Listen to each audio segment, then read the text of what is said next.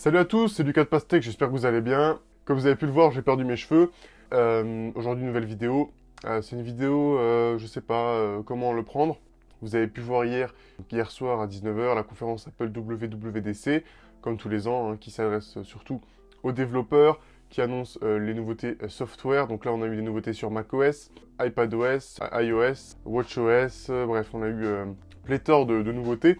Et ce qui devait arriver arriva, l'arrivée des Mac avec des processeurs ARM. Ça fait un petit moment qu'on a vu les rumeurs, qu'on savait que ça allait arriver, mais on espérait le plus tard possible. Et là, c'est vrai que pendant la conférence, ils ont annoncé des nouveaux Mac avec des processeurs ARM. Donc ARM, qu'est-ce que c'est? C'est les processeurs que développe Apple, donc il y a déjà sur les iPhones, les iPads, hein, les puces A13 machin bionique, voilà, ça c'est des processeurs ARM. Donc c'est les processeurs que développe Apple. Leur souhait c'est d'harmoniser toute la gamme et de proposer en fait pour que ça soit cohérent, que tous leurs produits possèdent le même type de processeur, donc des processeurs qu'ils développent eux-mêmes. Comme ça ils ont la main mise sur absolument tout ce qu'ils produisent. Depuis quelques années, depuis beaucoup d'années, après PowerPC, Apple s'était allié à Intel, donc grand fabricant de processeurs américain, pour notamment fabriquer les processeurs pour ces ordinateurs. Et c'est vrai que grâce aux processeurs Intel, on avait une redondance, donc on avait une similitude. C'est grâce à ça notamment que les utilisateurs ont pu faire du Hackintosh. Donc qu'est-ce que le Hackintosh pour ceux qui débarquent?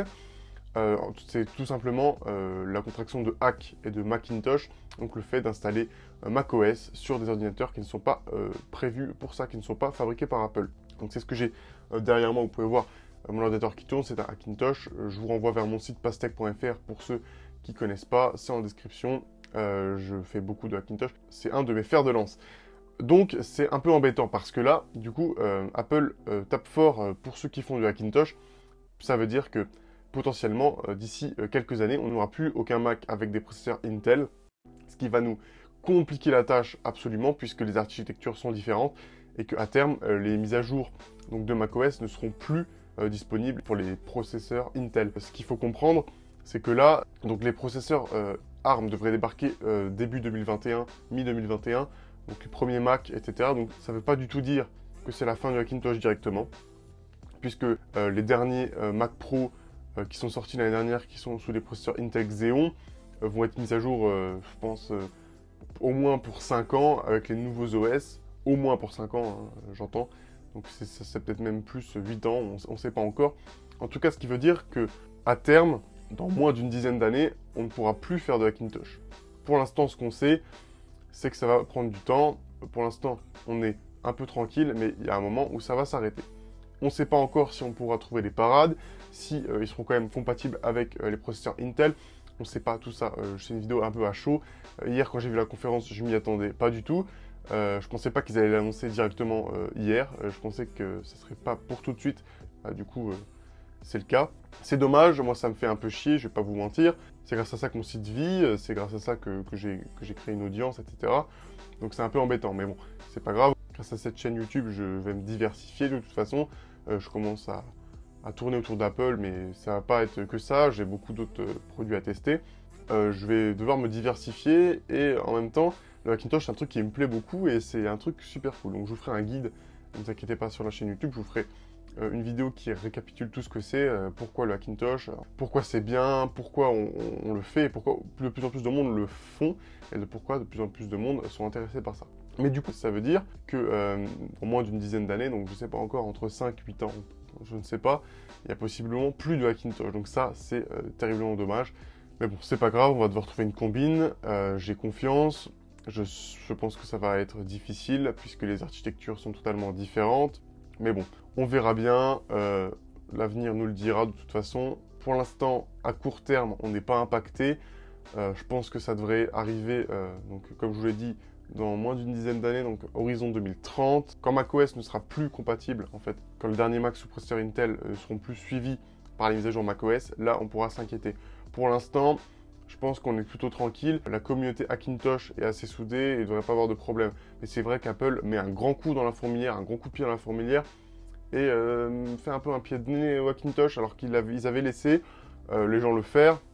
Ça leur apportait quand même un peu d'argent en vendant des logiciels, etc.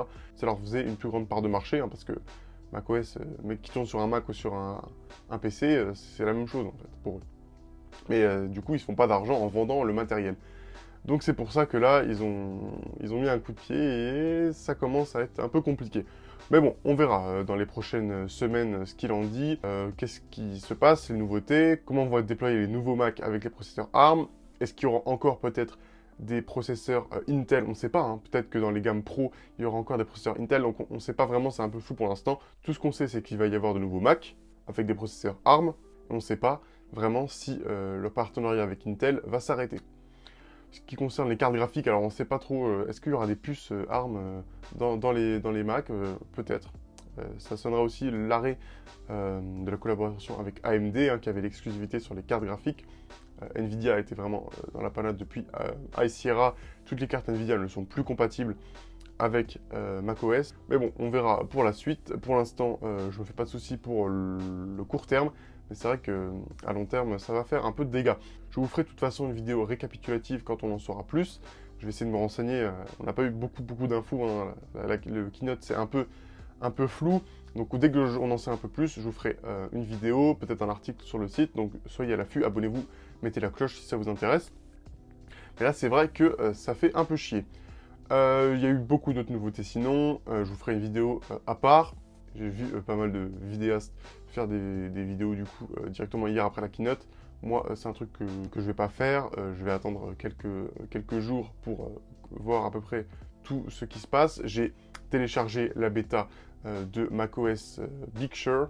Je vous mettrai une vidéo en ligne dans les prochains jours pour ceux qui veulent tester la bêta. Je vous mettrai une vidéo en ligne pour comment la télécharger et comment l'installer. Vous n'avez pas besoin d'être développeur, donc je vous mettrai une vidéo peut-être demain, je ne sais pas encore, mais vous allez être servi. En tout cas, voilà, c'était une petite vidéo en attendant la suite. Maintenant, je vais vous sortir des vidéos régulièrement. Je viens de finir mes études, je me mets à fond dans Pastèque, donc là, si vous avez besoin de moi, je suis là. Je vous mets en description quelques articles qui parlent un peu des processeurs ARM et des nouveaux Mac. Pour ceux qui sont intéressés, donc je vous invite à vous abonner pour avoir la suite. Je vous sortirai donc dans les prochains jours une vidéo sur comment installer la bêta de macOS. En tout cas, je vous remercie. Pour toutes les personnes qui découvrent cette chaîne, moi je m'appelle Lucas, j'ai un site pastèque.fr, je vous invite à vous abonner. Si vous avez kiffé, mettez un pouce en l'air, un petit commentaire, et puis je vous dis à la prochaine pour une nouvelle vidéo. C'était Lucas, bye!